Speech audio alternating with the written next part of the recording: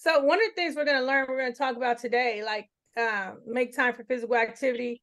And I'm so excited to be out of school because I have so many ideas for videos. But I told you I went on a cruise and I lost 3 pounds, right? So how can we, when we go on these vacations, like Michelle did, you go on these nature walks, you intertwine your physical activity with your vacation, right? And you don't have to come back frustrated and disgusted. Oh, I gained 5 pounds.